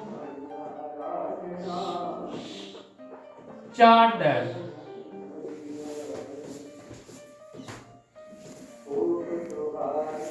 okay कि in an overview it is vivid from chart that ਉਸ ਤੋਂ ਬਾਅਦ ਦੇ ਵਿੱਚ ਤੁਸੀਂ ਲਿਖੋਗੇ ਸਾਰੀ ਇਨਫੋਰਮੇਸ਼ਨ ਜਿਹੜੀ ਵੀ ਸਾਨੂੰ ਗਿਵਨ ਹੋਊਗੀ। ਮੰਨ ਲਓ ਆਪਾਂ ਇਹ ਲਿਖਿਆ ਹੈ ਕਿ in an overview we overview ਦੇ ਤੌਰ ਤੇ it is vivid from chart that vivid ਦਾ ਮਤਲਬ ਹੁੰਦਾ ਕਲੀਅਰ ਵੀ overview ਦੇ ਤੌਰ ਤੇ ਸਾਨੂੰ ਚਾਰਟ ਤੋਂ ਕਲੀਅਰ ਹੁੰਦਾ ਹੈ। ਫਿਰ ਅੱਗੇ ਇਨਫੋਰਮੇਸ਼ਨ ਲਿਖ ਦੇਣੀ ਹੈ ਕਿ ਕੀ ਕਲੀਅਰ ਹੁੰਦਾ। ਹੁਣ ਜਿਹੜਾ ਸਾਡਾ ਓਵਰਵਿਊ ਹੁੰਦਾ ਵਾ ਹਨਾ ਸਾਰਾ ਅਸੀਂ ਓਵਰਵਿਊ ਲਿਖਣ ਜਾ ਰਹੇ ਹਾਂ। ਹੁਣ ਇਹਦੇ ਵਿੱਚ ਕਿਹੜੀ ਚੀਜ਼ ਆਪਾਂ ਨਹੀਂ ਲਿਖਣੀ ਮੈਂ ਉਹ ਦੱਸ ਦਵਾਂ ਤੁਹਾਨੂੰ ਹਨਾ। ਇਹਦੇ ਵਿੱਚ ਕਦੇ ਵੀ ਕੋਈ ਵੀ ਹਨਾ ਪਰਸੈਂਟੇਜ ਨਹੀਂ ਲਿਖਣੀ, ਕੋਈ ਵੀ ਪਰਸੈਂਟੇਜ ਨਹੀਂ ਲਿਖਣੀ, ਕੋਈ ਵੀ एग्जैक्ट काउंटिंग नहीं लिखनी, ठीक है। एग्जैक्ट ईयर नहीं लिखना हैगा है ना, जिदा 1999 हो गया या कुछ नहीं लिखना। ये तीनों चीज़ां कदे नहीं लिखनी कि जो सानू इन्फॉर्मेशन दी गई हुंदी आ कि 27% सीगा जी पूरे तुसी चक के 27% हाईएस्ट लिख दो, ਉਹ ਜਿਹਾ ਕਦੇ ਨਹੀਂ ਲਿਖੀਦਾ। ਕਦੇ ਵੀ ਤੁਸੀਂ ਐ ਨਹੀਂ ਲਿਖਣਾ ਹੈਗਾ ਕਿ ਵੀ 1999 ਦੀ ਇਨਫੋਰਮੇਸ਼ਨ ਦੀ ਸਭ ਤੋਂ ਅੱਗੇ ਸੀਗੀ, ਉਹ ਜਿਹਾ ਕੱਖ ਨਹੀਂ ਲਿਖੀਦਾ ਜੇ ਕਦੇ ਵੀ। ਕਦੇ ਵੀ ਐਗਜ਼ੈਕਟ ਤੁਸੀਂ ਕਾਊਂਟ ਨਹੀਂ ਲਿਖਦੀ ਜੀ ਇਹ 227 ਚੀਜ਼ਾਂ ਸੀਗੀਆਂ ਸਾਡੇ ਕੋਲ, ਇਹ ਜਿਹਾ ਕੁਝ ਨਹੀਂ ਲਿਖਦਾ ਹੁੰਦਾ। ਹਮੇਸ਼ਾ ਤੁਸੀਂ ਕੀ ਰੱਖਣਾ ਇਹਨੂੰ ਇੱਕ ਆਈਡੀਆ ਰੱਖਣਾ ਕਿ ਜਿਹੜਾ ਫਸਟ ਈਅਰ ਆ ਜੇ ਮੰਨੋ 1999 ਪਹਿਲਾ ਈਅਰ ਆ ਉਹਨੂੰ 1999 ਨਹੀਂ ਕਹਿਣਾ ਤੁਸੀਂ ਫਸਟ ਈਅਰ ਕਹਿ ਦੋਗੇ। Dash was maximum in first year but after some time it was decreased, ठीक है। इस हिसाब ਦੇ ਨਾਲ ਆਪਾਂ ਸਾਰੀ ਇਨਫੋਰਮੇਸ਼ਨ ਨੂੰ ਲੈ ਕੇ ਚੱਲਣਾ। ਸਮਝ ਲੱਗੀ ਕਿ ਕਿੱਦਾਂ ਕਹਿ ਰਿਹਾ ਮੈਂ ਕਿ dash was increased in the first but after some time it was decreased। ਇਹਦੇ ਵਿੱਚੋਂ ਕੋਈ ਕੁਐਸਚਨ ਹੋਵੇ ਕਿ ਅੱਗੇ ਇਹ ਜੀ ਤੁਸੀਂ ਇਨਫੋਰਮੇਸ਼ਨ ਲਿਖਣੀ ਹੈ। ਹੁਣ ਦੇਖੋ ਕਰਨਾ ਕੀ ਆ ਤੁਸੀਂ ਆਹ ਤਾਂ ਜਿਹੜੀਆਂ ਚੀਜ਼ਾਂ ਨੇ ਆ ਤਾਂ ਹਨਾ ਆਹ ਤਾਂ ਤੁਸੀਂ ਕਰਨੀਆਂ ਨਹੀਂ, ਨਾ ਪਰਸੈਂਟੇਜ ਨਾ ਤੁਸੀਂ ਕਾਊਂਟਿੰਗ ਨਾ ਈਅਰ। ਹੁਣ ਕਰਨਾ ਕਿ ਤੁਸੀਂ ਆਈਡੀਆ ਦੇਣਾ ਹੁੰਦਾ ਅਪਰੋਕਸੀਮੇਟਲੀ ਅਰਾਊਂਡ ਅਬਾਊਟ ਇਹ ਜਿਹੀ ਚੀਜ਼ਾਂ ਲਿਖੀਆਂ ਹੁੰਦੀਆਂ ਨੇ। ਜਿਹੜੀਆਂ ਐਗਜ਼ੈਕਟ ਪਰਸੈਂਟੇਜ ਵਗੈਰਾ ਉਹ ਬਾਡੀ ਪੈਰਾਗ੍ਰਾਫ ਤੇ ਲਿਖਣੀ ਹੈ। ਜੇ ਤੁਸੀਂ ਉਰੇ ਲਿਖਤੀ ਤੁਹਾਡੇ ਕੋਲ ਅੱਗੇ ਲਿਖਣ ਨੂੰ ਕੁਝ ਬਚਣਾ ਨਹੀਂ ਹੈਗਾ। ਸੋ 150 ਸਾਡਾ ਵਰਡ ਪੂਰਾ ਹੋ ਸਕੇ ਉਹਦੇ ਲਈ ਕੀ ਕਰਨਾ in an overview it is vivid from chart that dash was popular among people of this country, however this was least popular। बस इदा कदा ਆਪਾਂ ਕੋਈ ਵੀ ਓਵਰਆਲ ਬਣਾਣਾ ਇੱਕ ਲਾਈਨ ਦਾ ਬਣ ਜੇ ਭਾਵੇਂ ਦੋ ਲਾਈਨਾਂ ਦਾ ਬਣ ਜੇ ਭਾਵੇਂ ਤਿੰਨ ਲਾਈਨਾਂ ਦਾ ਬਣ ਜੇ ਕੋਈ ਚੱਕਰ ਨਹੀਂ। ਬਸ ਕਰਨਾ ਕਿ ਇਹਨੂੰ ਕਲੀਅਰ ਰੱਖਣਾ ਕਿ ਓਵਰਆਲ ਪੂਰੇ ਦੇ ਪੂਰੇ ਚਾਰਟ 'ਚ ਹੋਇਆ ਕੀ ਆ। ਇੱਕ ਵੱਧ ਦੇ ਦਿਓ ਜੀ ਇੱਕ ਘੱਟ ਦੇ ਦਿਓ ਉਹ ਕੋਈ ਗੱਲ ਨਹੀਂ ਬਣਦੀ ਹੁੰਦੀ। ਇੱਕ ਵੱਧ ਦੇਤੀ ਇੱਕ ਘੱਟ ਦੇਤੀ ਤੁਸੀਂ ਇੱਕ ਲਾਈਨ ਲਿਖ ਦਿਓ ਭਾਵੇਂ ਬਟ ਉਹ 'ਚ ਸਮਝਾ ਦਿਓ ਕਿ ਓਵਰਆਲ ਹੋਇਆ ਕੀ ਆ ਚਾਰਟ 'ਚ। ਇਹ ਜਿਹੜੀ ਗੱਲ ਆ ਇਨਫੋਰਮੇਸ਼ਨ ਆ ਸ਼ੁਰੂ ਤੋਂ ਲੈ ਕੇ ਐਂਡ ਤੱਕ ਵਧੀ ਆ ਘਟੀ ਆ ਜਾਂ ਸੇਮ ਰਹੀ ਆ ਕਿ ਇੱਕ 'ਚ ਵੱਧ ਗਈ ਦੂਜੇ 'ਚ ਘਟ ਗਈ ਜਾਂ ਪਹਿਲਾਂ ਵੱਧ ਸੀ ਹੁਣ ਘਟ ਗਈ।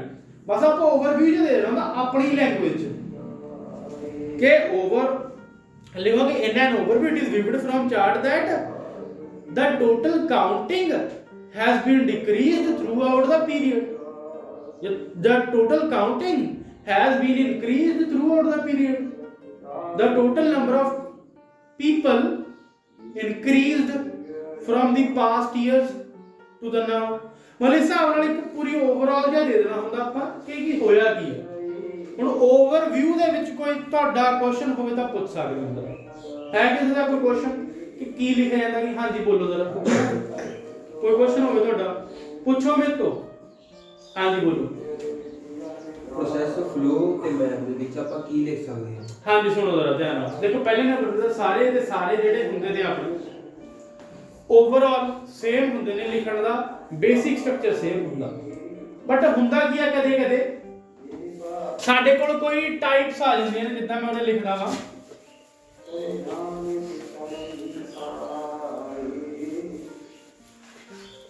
टाइप्स ਕਿਹੜੀਆਂ ਆ ਜਾਂਦੀਆਂ ਨੇ? ਇੱਕ ਤਾਂ ਆ ਜਾਂਦਾ ਜੀ ਪ੍ਰੋਸੈਸ, ਹਨਾ, ਇੱਕ ਆ ਜਾਂਦਾ ਫਲੋ,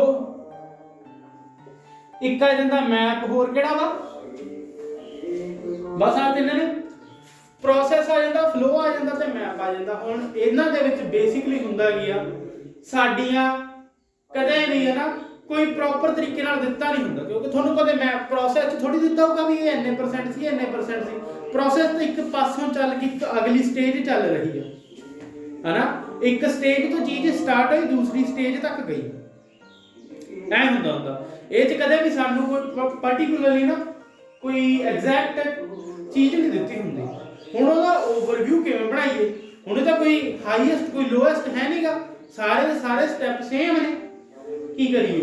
ਹੁਣ ਮੈਂ ਤੁਹਾਨੂੰ ਲਿਖਾਉਣਾ ਜ਼ਰਾ, ਉਸ ਤੋਂ ਪਹਿਲੇ ਆਹ ਜਿਹੜਾ ਮੈਂ ਪਹਿਲਾਂ ਹੋਰ ਬਾਕੀਆਂ ਦਾ ਓਵਰਆਲ ਆ ਜਾਂ ਓਵਰਵਿਊ ਆ ਉਹਨੂੰ ਜ਼ਰਾ ਧਿਆਨ 'ਚ ਰੱਖ ਲਿਓ। ਮੈਂ ਇਹਨਾਂ ਦਾ ਓਵਰਆਲ ਜਾਂ ਓਵਰਵਿਊ ਲਿਖਾਉਣਾ ਤੁਹਾਨੂੰ ਸਾਰਿਆਂ ਨੂੰ। ਦੇਖੋ ਇਹਦਾ ਵੀ ਸੇਮ ਹੀ ਹੁੰਦਾ ਵਾ, ਬਸ ਐਂਡ 'ਚ ਹੁੰਦਾ ਕੀ ਆ ਕਿ ਜਿੱਦਾਂ ਆਪਾਂ ਲਿਖਿਆ ਵਾ ਕਿ in an overview it is vivid from chart that, ਅਗਲੇ ਜਿੱਦਾਂ ਤੁਸੀਂ ਆਪਣੇ ਕੋਲ ਬਣਾ ਕੇ ਲਿਖ ਦੇਣਾ ਵਾ। ਇਹਦੇ ਵਿੱਚ ਕੀ ਹੁੰਦਾ ਵਾ? In an overview it is, as we know that there will be a lot of steps and stages in the map, in the process and flow chart. Okay, in the flow chart and the process there will be a lot of steps, so we can write it as in an overview it is vivid from chart that all the steps and stages in the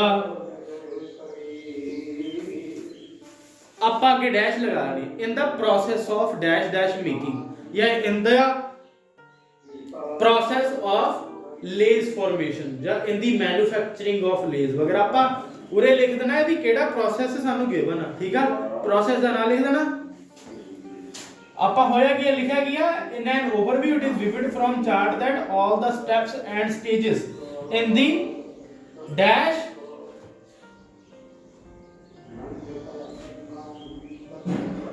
are important कि in an let's say मैं ਇਹਨੂੰ ਕਹਿ ਕੇ ਚੱਲ ਰਿਹਾ formation of coffee, formation of coffee ਜਾਂ manufacturing of coffee। ਠੀਕ ਆ, ਹੁਣ ਉਹਦੇ ਹਿਸਾਬ ਨਾਲ ਆਪਾਂ ਕੀ ਬਣਾਵਾਂਗੇ? in an overview it is vivid from chart that all the steps and stages in the formation of coffee are important if any of step is missed, if any of the step is missed then the whole process, ठीक है, whole process will be at halt। लिखा गया कि भी पूरे दे पूरियां steps ने ਜਿਹੜੀਆਂ ਸਟੇजेस ਨੇ ਸਾਰੀਆਂ ਜ਼ਰੂਰੀ ਨੇ। ਲਿਖ ਲਓ ਇਹਨੂੰ, ਇਹ ਓਵਰਵਿਊ ਹੈ ਸਾਡਾ ਕਿ ਪੂਰੀ ਦੀਆਂ ਪੂਰੀਆਂ ਸਟੇजेस ਐਂਡ ਸਟੈਪਸ ਨੇ ਜਿਹੜੇ ਇੰਪੋਰਟੈਂਟ ਨੇ ਇਸ ਪਾਰਟਿਕੂਲਰ ਮੈਨੂਫੈਕਚਰਿੰਗ ਦੇ, ਹਨਾ, ਜਾਂ ਇਸ ਪਾਰਟਿਕੂਲਰ ਚੀਜ਼ ਦੇ ਕੰਜ਼ੰਪਸ਼ਨ ਦੇ। ਜੇ ਕੋਈ ਵੀ ਸਟੈਪ ਮਿਸ ਹੁੰਦਾ ਆ ਤਾਂ ਜਿਹੜਾ ਪੂਰੇ ਦਾ ਪੂਰਾ ਪ੍ਰੋਸੈਸ ਆ ਉਹ ਰੁਕ ਜਾਊਗਾ। ਹਾਲਟ ਦਾ ਮਤਲਬ ਰੁਕਣਾ।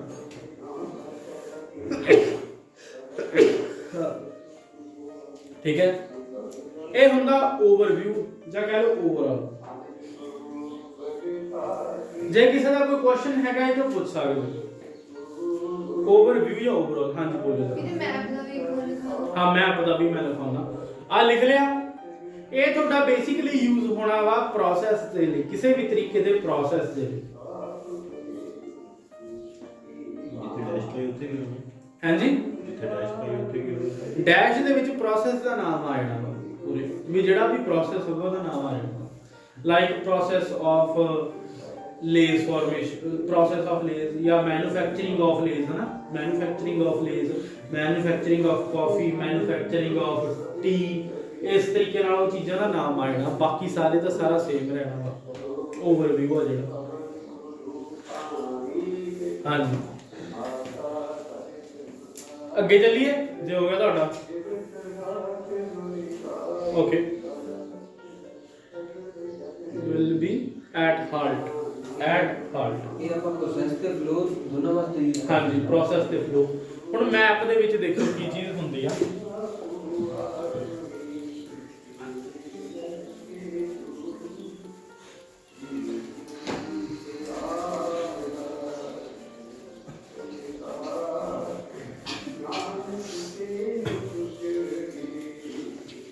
ਹੁਣ ਜਿਹੜਾ ਸਾਡੇ ਕੋਲ ਮੈਪ ਹੈ ਹਨਾ ਪਹਿਲਾਂ ਤਾਂ ਤੁਹਾਨੂੰ ਇੱਕ ਚੀਜ਼ ਸਮਝਣੀ ਚਾਹੀਦੀ ਆ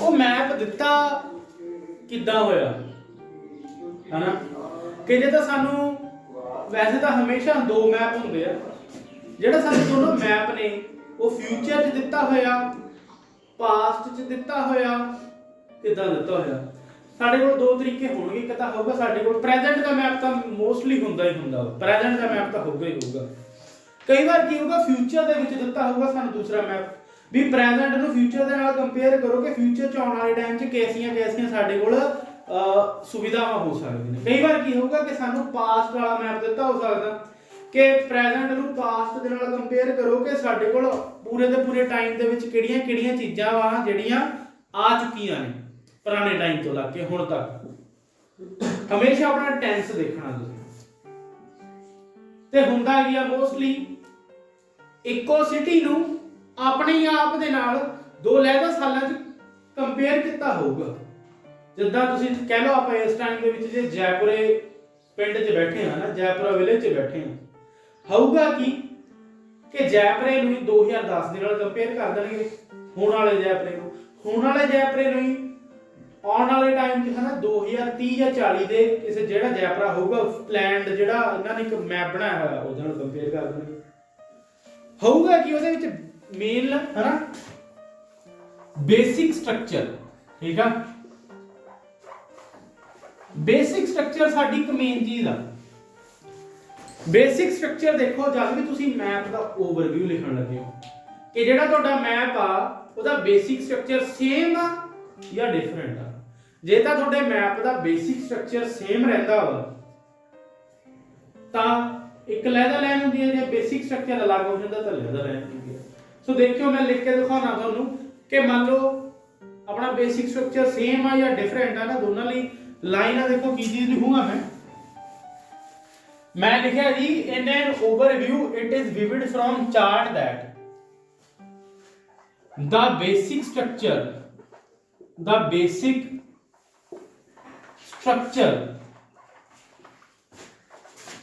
of both the maps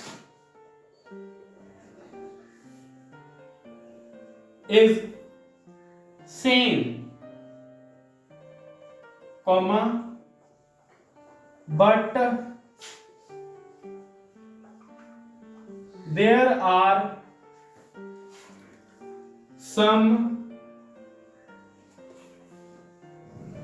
changes at dash ਇਸ ਤਰੀਕੇ ਦਾ ਆਪਾਂ ਮੈਪ ਦਾ ਲਿਖਾਂਗੇ ਜੇ ਤਾਂ ਬੇਸਿਕ ਸਟਰਕਚਰ ਸੇਮ ਆ ਤਾਂ ਵੀ ਇਹ ਜੇ ਸੇਮ ਨਹੀਂ ਹੈਗੀ ਤਾਂ is not same ਲਿਖ ਦੇਣਾ ਬਸ ਠੀਕ ਆ ਨਾ ਬਾਕੀ but there are some of the changes ਜਿਹੜਾ ਕੁਝ ਕੁ ਚੇਂਜਸ ਹੋਣਗੇ ਉਹ ਲਿਖ ਦੇਣਾ ਵੀ at ਵੀ ਮੰਨ ਲਓ there are some of the changes at school garden park and the forest area ਬਸ ਇਹ ਸਾਡਾ ਜੀ ਓਵਰਵਿਊ ਆ ਮੈਪ ਦਾ ਲਿਖੋ ਇਹਨੂੰ ਜ਼ਰਾ ਧਿਆਨ ਦੇ ਨਾਲ ਤੇ ਬਾਅਦ ਚੋਂ ਮੇਰੇ ਤੋਂ ਕੁਐਸਚਨਸ ਪੁੱਛਿਓ ਜੇ ਕੋਈ ਕਿਸੇ ਦਾ ਕੁਐਸਚਨ ਹੈਗਾ ਤਾਂ ਕਮੈਂਟ ਦੇ ਵਿੱਚ ਵੀ ਪੁੱਛ ਸਕਦੇ ਹੋ ਮੇਰੇ ਤੋਂ मैं उन्होंने आंसर जरूर दूंगा in an overview it is vivid from chart that the basic structure of maps is same but there are some changes at dash ਤੋਂ ਬਾਅਦ ਦੇਖਾਂਗੇ at school garden and forest area of your city same ਨਹੀਂ ਜਿਹੜੀ ਚੀਜ਼ ਦੇ ਵਿੱਚ some changes ਨੇ some changes at ਠੀਕ ਹੈ ਸੇਮ ਵਾਲੀ ਚੀਜ਼ ਤਾਂ ਸੇਮ ਬੇਸਿਕ ਸਟਰਕਚਰ 'ਚ ਆ ਗਈ। ਜਿਹੜੀ ਆਪਾਂ ਆਲ ਸਟੈਪਸ ਇਹ ਡਾਇਗਰਾਮ 'ਚ ਵੀ ਯੂਜ਼ ਕਰ ਸਕਦੇ ਹਾਂ। ਹਾਂਜੀ ਆਲ ਸਟੈਪ ਆਪਾਂ ਡਾਇਗਰਾਮ 'ਚ ਵੀ ਵਰਤ ਸਕਦੇ ਹਾਂ। ਹੁਣ ਇਹਦੇ ਵਿੱਚ ਹੋਣਾ ਕੀ ਆ, ਤੁਸੀਂ ਸਭ ਤੋਂ ਪਹਿਲਾਂ ਆ ਤਾਂ ਆਪਾਂ ਬੇਸਿਕ ਲਿਖ ਲਿਆ। ਹੁਣ ਜੇ ਦਾ ਫਿਊਚਰ ਦੀ ਗੱਲ ਕਰ ਰਹੇ ਆ, but there will be some changes. the basic structure of both the maps will be same। उरे will be same, उरे will have some changes on this या add this इस हिसाब ਨਾਲ ਆਪਾਂ ਲਿਖਣਾ। will ਦੇ ਹਿਸਾਬ ਨਾਲ ਆਪਾਂ ਚੇਂਜ ਕਰ ਲੈਣਾ। ਜੇ ਫਿਊਚਰ ਚ ਜੇ ਪਾਸਟ ਤੋਂ ਪ੍ਰੈਜ਼ੈਂਟ ਦੇ ਵਿੱਚ ਗੱਲ ਆਈ ਹੈ ਤਾਂ ਆਹੀ ਲੱਗਣਾ। ਜੇ ਪ੍ਰੈਜ਼ੈਂਟ ਤੋਂ ਫਿਊਚਰ ਚ ਗੱਲ ਜਾਊਗੀ ਤਾਂ will ਆ ਜਾਣਾ ਬਸ। ਹੁਣ ਇਹਦੇ ਵਿੱਚ ਕੋਈ ਕੁਐਸਚਨ ਹੈਗਾ ਕਿਸੇ ਦਾ ਆਲੇ ਓਵਰਵਿਊ ਦੇ? ਉਹ ਫਿਰ ਜੇ ਫਿਊਚਰ 'ਚ ਜਾਊਗੀ ਉਹ ਪ੍ਰੈਡਿਕਸ਼ਨ ਹੋਊਗੀ, ਉਹ ਪ੍ਰੈਡਿਕਸ਼ਨ ਹੋ ਜਾਂਦੀ ਆ ਆਪਣੀ ਫਿਊਚਰ 'ਚ, ਬਟ ਉਹਦੇ will ਲੱਗ ਜਾਣਾ। ਕਿਉਂਕਿ ਆਪਾਂ ਦੇਖ ਸੁਣੋ ਧਿਆਨ ਨਾਲ, ਪ੍ਰੈਡਿਕਸ਼ਨ ਹਮੇਸ਼ਾ ਧਿਆਨ ਨਾਲ ਦੇਖੀਦੀ ਹੈ ਕਿ ਕਿੱਦਾਂ ਹੋਊਗੀ ਕਿੱਦਾਂ ਨਹੀਂ। ਜੇ ਤਾਂ ਹੁਣ ਕੋਈ ਮੈਪ ਦੇ ਵਿੱਚ ਆਪਣੇ ਕੋਲ ਕਹਿ ਲਓ ਕਿ ਨਾ ਤੁਹਾਨੂੰ ਇੱਕ ਪ੍ਰੈਡਿਕਟਡ ਮੈਪ ਆਇਆ ਵਾ ਵੀ ਇਹ ਹੋ ਸਕਦਾ ਵਾ। ਹੁਣ ਜੇ ਆਪਾਂ ਪਹਿਲਾਂ ਹਨਾ according to the predicted map there will be, ਫਿਰ ਆਰਾਮ ਨਾਲ ਤੁਸੀਂ will be ਲਗਾ ਸਕਦੇ ਹੋ ਕਿਉਂਕਿ ਤੁਸੀਂ ਪਹਿਲਾਂ ਹੀ ਕਹਿਤਾ ਪ੍ਰੈਡਿਕਟਡ ਮੈਪ ਪ੍ਰੈਡਿਕਸ਼ਨ। ਪਹਿਲਾਂ ਹੀ ਜਦ ਤੁਸੀਂ ਕੋਈ ਪ੍ਰੈਡਿਕਸ਼ਨ ਲੈ ਕੇ ਚੱਲੇ ਤਾਂ ਤੁਸੀਂ will be ਵਗੈਰਾ ਲਗਾ ਸਕਦੇ ਹੋ। ਇਹਦੇ 'ਚ ਲਾ ਸਕਦੇ ਹਾਂ, ਇਹ 'ਚ ਲਗਾਓਗੇ ਤੇ ਤੁਸੀਂ will be ਲਗਾਓਗੇ। ਪ੍ਰੈਡਿਕਸ਼ਨ ਲਾ ਸਕਦੇ ਉਰੇ ਨਹੀਂ ਕਿਤੇ ਵੀ ਲਗਾਉਣਾ ਹੈਗਾ ਓਵਰਵਿਊ ਦੇ ਵਿੱਚ। ਓਵਰਵਿਊ 'ਚ ਕਿਤੇ ਨਹੀਂ ਲਗਾਉਣਾ, ਅੱਗੇ ਜਾ ਕੇ ਲਿਖਾਉਣਾ। ਓਵਰਵਿਊ 'ਚ ਨਹੀਂ ਲਗਾਉਣਾ। ਹੁਣ ਇਸ ਤੋਂ ਬਾਅਦ 'ਚ ਆ ਹੋ ਗਿਆ ਤੁਹਾਡਾ ਸਭ ਦਾ ਕਿ ਟਾਸਕ 1 ਦਾ ਜਿਹੜਾ ਓਵਰਵਿਊ ਆ ਮੈਪ ਵਾਲਾ ਕਿੱਦਾਂ ਕਰੀਦਾ ਵਾ। ਹੁਣ ਉਸ ਤੋਂ ਅੱਗੇ ਦੇਖੀਏ ਜ਼ਰਾ। ਹੁਣ ਅੱਗੇ ਆ ਜਾਂਦੀ ਹੈ ਗੱਲ ਬਾਡੀ ਪੈਰਾਗ੍ਰਾਫ ਦੀ।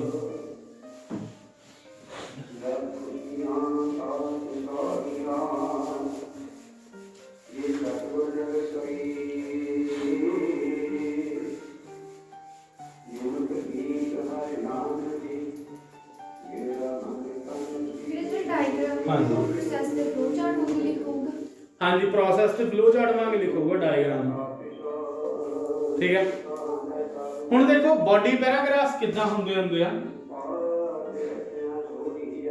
ਕੋਈ ਵੀ ਬਾਡੀ ਪੈਰਾਗ੍ਰਾਫ ਕਿਵੇਂ ਲਿਖਿਆ ਜਾਂਦਾ ਹੁੰਦਾ, ਜਾਂ ਆਪਾਂ ਕਹਿ ਲਓ ਕਿ ਬਾਡੀ ਪੈਰਾਗ੍ਰਾਫ 1 ਹਮੇਸ਼ਾ ਕਿਵੇਂ ਲਿਖਿਆ ਜਾਂਦਾ। ਬਾਡੀ ਪੈਰਾਗ੍ਰਾਫ 1 ਆ ਜਿਹੜਾ, ਉਹਨੂੰ ਸ਼ੁਰੂ ਕਰਨ ਦੇ ਲਈ ਹਮੇਸ਼ਾ ਇੱਕ ਲਾਈਨ ਹੁੰਦੀ ਆ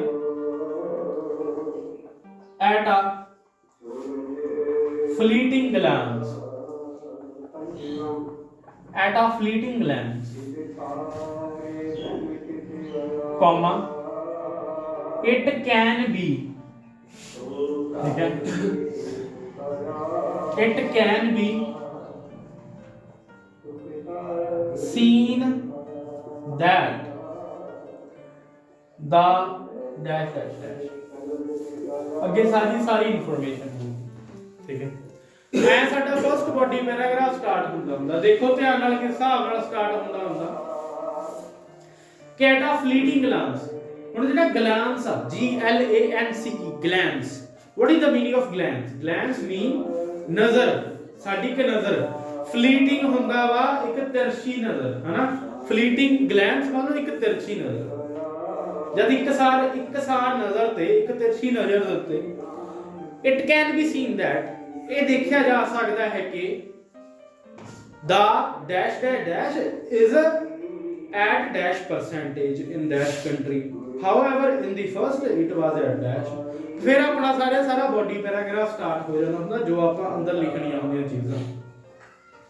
ਇਸ ਵੀਡੀਓ ਤੋਂ ਬਾਅਦ ਤੁਹਾਨੂੰ ਇੱਕ ਅਗਲੀ ਵੀਡੀਓ ਇੱਕ ਹੋਰ ਪਾਉਂਗਾ ਕਰਾਉਂਗਾ ਜਿਹ 'ਚ ਮੈਂ ਲਿਖਿਆ ਹੋਊਗਾ ਕਿ ਕਿਹੜੇ ਬਾਡੀ ਪੈਰਾਗ੍ਰਾਫ ਦੇ ਵਿੱਚ ਨਾ ਕਿੱਦਾਂ ਦੇ ਆਪਾਂ ਟ੍ਰੈਂਡ ਹੋ ਸਕਦੇ, ਕਿਸ ਹਿਸਾਬ ਦੇ ਨਾਲ ਆਪਾਂ ਇਨਫੋਰਮੇਸ਼ਨ ਦੇ ਸਕਦੇ ਹਾਂ, ਕਿਹੜੇ 5 ਜਾਂ 7 ਲਹਿਦਾ ਤਰੀਕੇ ਨੇ ਜਿਹਦੇ ਨਾਲ ਆਪਾਂ ਇਨਫੋਰਮੇਸ਼ਨ ਦੇ ਸਕਦੇ ਹਾਂ। ਗਿਵਨ ਜਿਹੜੀ ਇਨਫੋਰਮੇਸ਼ਨ ਆ ਉਹਨੂੰ ਆਪਣੇ ਹਿਸਾਬ ਨਾਲ ਲਿਖ ਕੇ ਲਹਿਦਾ ਤਰੀਕੇ ਨਾਲ ਵੈਰਾਈਟੀ ਦੇ ਵਿੱਚ ਇਨਫੋਰਮੇਸ਼ਨ ਪ੍ਰੈਜ਼ੈਂਟ ਕਰ ਸਕਦੇ ਹਾਂ ਤਾਂ ਜੋ ਤੁਹਾਡਾ ਇੱਕ ਟ੍ਰੈਂਡ ਵਾਰ-ਵਾਰ ਨਾ ਵਰਤਿਆ ਜਾਵੇ, ਅਲੱਗ-ਅਲੱਗ ਟ੍ਰੈਂਡ ਤੁਸੀਂ ਵਰਤੋ। ਠੀਕ ਹੈ। ਹੁਣ ਆਹ ਲਿਖ ਲਿਆ, ਇਹਦੇ ਵਿੱਚ ਤਾਂ ਸਿੰਪਲੀ ਜਸਟ ਜਿੱਦਾਂ ਨਾ ਤੁਸੀਂ ਬਾਡੀ ਪੈਰਾਗ੍ਰਾਫ 1 ਦੇ ਵਿੱਚ ਲਿਖਦੇ ਹੁੰਦੇ ਹੋ ਉਦਾਂ ਸਾਰੀ ਇਨਫੋਰਮੇਸ਼ਨ ਲਿਖ ਦੇਣੀ ਆ ਪੈਸਿਵ ਫਾਰਮ ਦੇ ਵਿੱਚ। ਪੈਸਿਵ ਸੈਂਟੈਂਸ ਵਰਤਣੇ ਇਹਦੇ ਵਿੱਚ ਇੱਕ ਤੋਂ ਬਾਅਦ ਦੂਸਰੇ ਸੈਂਟੈਂਸ ਦੇ ਨਾਲ ਵੇਅਰ ਐਜ਼, ਵਾਈਲ, ਸੇਮ ਐ same, about same, approximately same, around about, ਹਨਾ। ਇਸ ਹਿਸਾਬ ਨਾਲ ਆਪਾਂ ਬਾਡੀ ਪੈਰਾਗ੍ਰਾਫ ਦੇ 1 ਦੇ ਵਿੱਚ ਚੱਲੀ ਜਾਣਾ ਵਾ। ਤੁਸੀਂ ਕਾਫੀ ਸਾਰੀਆਂ ਪਰਸੈਂਟੇਜ ਦੱਸ ਕੇ ਐਂਡ ਦੇ ਵਿੱਚ ਨਾ ਰਿਸਪੈਕਟਿਵਲੀ ਵੀ ਪਾ ਸਕਦੇ ਹੋ। ਉਹ ਤੁਹਾਡੇ ਦੇ ਉੱਤੇ ਹੁੰਦਾ ਟੋਟਲੀ ਕਿ ਤੁਸੀਂ ਕਿੱਦਾਂ ਦੀ ਇਨਫੋਰਮੇਸ਼ਨ ਇਹਦੇ ਵਿੱਚ ਲਿਖਦੇ ਹੋ। ਹੁਣ ਉਸ ਤੋਂ ਬਾਅਦ ਦੇ ਵਿੱਚ ਕੀ ਹੋਣਾ ਵਾ, ਜਿਹੜਾ ਬਾਡੀ ਪੈਰਾਗ੍ਰਾਫ 2 ਆ ਤੁਹਾਡਾ ਹਨਾ, ਬਾਡੀ ਪੈਰਾਗ੍ਰਾਫ 2 ਨੂੰ ਤੁਸੀਂ ਕਿੱਦਾਂ ਲਿਖੋਗੇ, ਉਹਦੇ ਵਿੱਚ ਹੁੰਦਾ ਮੋਸਟਲੀ ਹੈ ਨਾ ਤੁਹਾਡਾ ਜਿਹੜਾ ਸੈਕਿੰਡ ਬਾਡੀ ਪੈਰਾਗ੍ਰਾਫ, ਉਸ ਅਗਲੀ ਕੋਈ ਚੀਜ਼ ਤੁਸੀਂ ਗੱਲ ਕਰਨੀ ਹੁੰਦੀ ਆ, ਉਹ ਚ ਹੁੰਦਾ ਕੀ ਆ, ਉਹਦੀ ਸਟਾਰਟਿੰਗ ਤੁਸੀਂ ਹਮੇਸ਼ਾ ਲਿਖੋਗੇ ਮੂਵਿੰਗ ਫਰਦਰ, FURTHER, ਠੀਕ ਆ। ਮੂਵਿੰਗ ਫਰਦਰ ਤੋਂ ਬਾਅਦ ਪਾਣਾ ਤੁਸੀਂ ਕੋਮਾ, ਤੇ ਜਿਹੜੀ ਸੈਕਿੰਡ ਟਾਈਪ ਆਫ ਇਨਫੋਰਮੇਸ਼ਨ ਆ ਤੁਸੀਂ ਇਹਦੇ ਵਿੱਚ ਦਵੋਗੇ। Moving further this was this percentage ਹੈ ਨਾ, ਇਸ ਹਿਸਾਬ ਨਾਲ ਲਿਖੋਗੇ। ਇਹ ਤਾਂ ਹੋ ਜਾਂਦਾ ਜੀ ਸਿੰਗਲੀ, ਤੇ ਤੁਸੀਂ ਸਿੰਪਲ ਜਿਹਾ ਇੱਕ ਚਾਰਟ ਲਿਖਣ ਲੱਗੇ ਹੋ, ਸਿੰਗਲ ਚਾਰਟ। ਹੁਣ ਜੇ ਤੁਹਾਡੇ ਕੋਲ ਡਬਲ ਚਾਰਟ ਆ ਤਾਂ ਕੀ ਕਰੋਗੇ, ਮੂਵਿੰਗ ਫਰਦਰ ਦੀ ਥਾਂ ਤੇ ਇਹਦਾ ਸੈਕਿੰਡ ਪਾਈ ਚਾਰਟ ਕਹਿ ਦੋਗੇ ਹਨਾ, ਇਹਦਾ ਸੈਕਿੰਡ ਚਾਰਟ ਕਹਿ ਦੋਗੇ। ਜੇ ਦੂਸਰੇ ਚਾਰਟ ਦੀ ਲੈਦੀ ਗੱਲ ਕਰਨੀ ਹੈ ਤੁਸੀਂ ਥੱਲੇ। ਹੁਣ ਜੇ ਤੁਹਾਡੇ ਕੋਲ ਬਲੈਂਡ ਚਾਰਟ ਆ ਤਾਂ ਤੁਸੀਂ ਉੱਪਰ ਜੇ ਤੁਸੀਂ ਪਾਈ ਚਾਰਟ ਡਿਸਕਸ ਕਰਕੇ ਹਟੇ ਉਰੇ ਲਿਖ ਦੇਣਾ ਇਨ ਬਾਰਗ੍ਰਾਫ, ਕੋਮਾ ਸਿੰਪਲੀ ਆਪਣੇ ਇੱਕ ਜਿਹੜਾ ਬਾਡੀ ਪੈਰਾਗ੍ਰਾਫ ਉਹਦੇ ਵਿੱਚ ਤੁਸੀਂ ਆਪਣਾ ਬਾਰਗ੍ਰਾਫ ਡਿਸਕਸ ਕਰ ਦੇਣਾ। ਹੁਣ ਕਿਸੇ ਦਾ ਕੋਈ ਕੁਐਸਚਨ ਹੈਗਾ ਟਾਸਕ 1 ਦੇ ਉੱਤੇ ਜ਼ਰਾ ਪੁੱਛੋ ਮੈਨੂੰ। ਬਾਡੀ ਪੈਰਾਗ੍ਰਾਫ ਥੋੜੇ ਸਿੰਪਲ ਹੀ ਹੁੰਦੇ ਨੇ, ਮੇਨ ਹੁੰਦਾ ਇੰਟਰੋਡਕਸ਼ਨ ਬਣਾਉਣੀ ਤੇ ਓਵਰਆਲ ਬਣਾਉਣਾ। ਉਸ ਤੋਂ ਬਾਅਦ ਦੇ ਵਿੱਚ ਤਾਂ ਸਾਰਾ ਕੰਮ ਬਹੁਤ ਸੌਖਾ ਹੁੰਦਾ ਵਾ। ਕੋਈ ਕੁਐਸਚਨ ਹੈਗਾ? ਹਾਂਜੀ ਬੋਲੋ ਜ਼ਰਾ।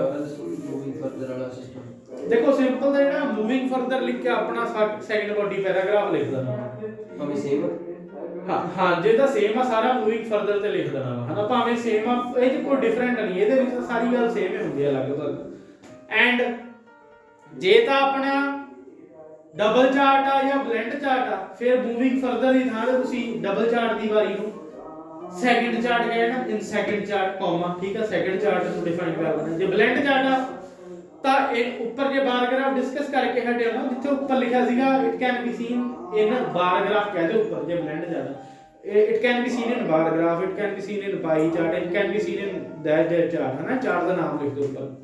ਤੇ ਜਿਹੜਾ ਆਪਣਾ ਸੈਕਿੰਡ ਬਾਡੀ ਪੈਰਾਗ੍ਰਾਫ ਹੋਊਗਾ ਇਹਦੇ ਵਿੱਚ ਆਪਾਂ ਸਟਾਰਟਿੰਗ ਕਰ ਦੇਣੀ ਉਹ ਚਾਰਟ ਦਾ, ਜਿਹੜਾ ਦੂਸਰਾ ਚਾਰਟ ਆ ਉਹਦਾ ਨਾਮ ਲਿਖ ਕੇ ਕੋਮਾ ਪਾ ਦੇਣਾ। ਸਮਝ ਲੱਗੀ?